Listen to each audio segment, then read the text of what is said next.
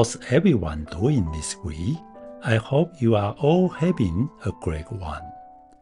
We are diving back into Charlie Munger's wisdom from Poor Charlie's Almanack. Today, we'll look at the last two of the 9 major flaws he identified in economics. A. Overconfidence and dogmatism.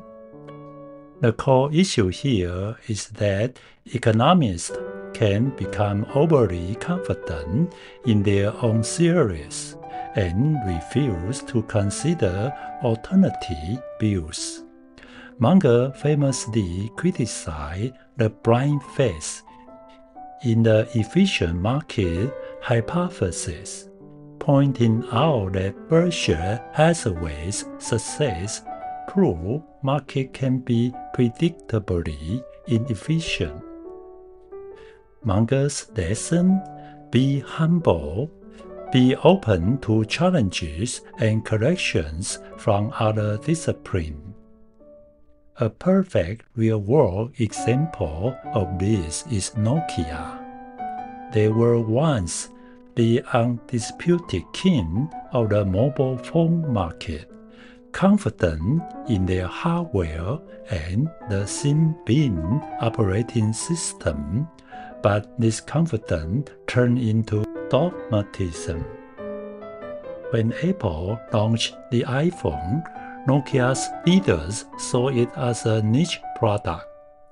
They underestimate the importance of a software ecosystem, clinging to their hardware-first mindset. Even as Android grew, they were slow to abandon Symbian, missing the golden opportunity to pivot to the smartphone market. Their refusal to change, born from past success, ultimately led to their downfall. That isn't just a business problem. When we become too confident in our own strategies or past successes, we can set ourselves up for failure. 9. Lack of practical application. The second major flaw Munger highlighted is that academic economic theory is often disconnected from reality and fails to guide real-world decisions.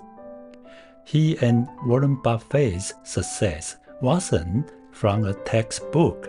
It came from combining economics with psychology, history, and a deep understanding of business.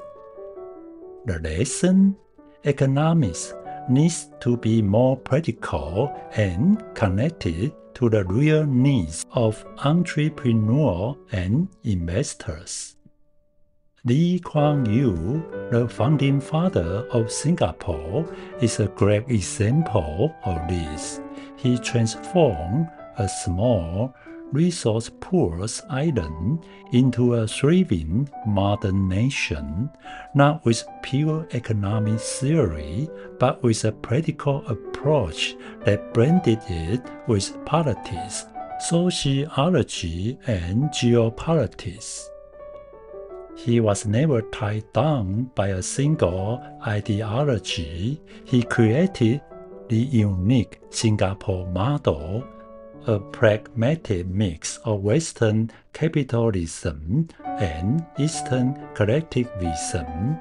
This approach allowed him to flexibly adjust policies based on reality, attracting foreign investment, developing education, and reforming housing. He also focused on building a strong foundation of institutions, like a robust legal system and anti-corruption mechanisms, knowing that economic policies alone weren't enough. So, how can you apply these lessons to your own life? 1. apply what you learn. Don't stop at theory, use new knowledge in real situations. If you learn coding, write a small program. If you study investing, try it with a small amount and observe results. 2. Think across disciplines. Real problems are complex. Learn from multiple fields, history, psychology, biology, and view issues from different angles. For workplace communication issues, consider both management and psychology. 3. Learn from experience. Test theories in practice and reflect. Track your decisions, outcomes, and lessons. Mistakes are valuable if you adapt from them, as Munger and Buffett did. Summary: be an active learner by applying theory, thinking broadly, and reflecting on experience to make better decisions and build resilience. Advice for the young. I want to end today's episode with a special message for young people. Munger and Buffett emphasize that the choices you make early in life set your trajectory for decades to come. Your early habits compound automatically. Buffett started investing at age 11, giving him a head start on the compounding advantage of a lifetime. The habit you build now, like saving, learning, or exercising, become automatic later on. You are not just doing things, you are setting your life's autopilot. Early mistakes are easier to fix. Making a wrong career choice at 22 is a lot easier to correct than at 42, when you have a family, a mortgage, and other responsibilities. Youth is the time to experiment and explore, but be sure to learn from your mistakes and not let the wrong choices hold you back for too long. Your network and value are shaped early. Who you choose to work with and where you choose to work determines your long-term mindset. Munger once said that he was incredibly lucky because his partnership with Buffett let him follow his 3 basic principles. 1. Don't sell anything you won't buy yourself. 2. Don't work for anyone you don't respect or admire. 3. Only work with people you like. Munger's general advice for the young is simple. Every day, try to be a little wiser than you were when you woke up. Discharge your duties faithfully and well. Step by step, you will get ahead, but not necessarily in fast spurt. But you will build the foundation for a very rapid advance.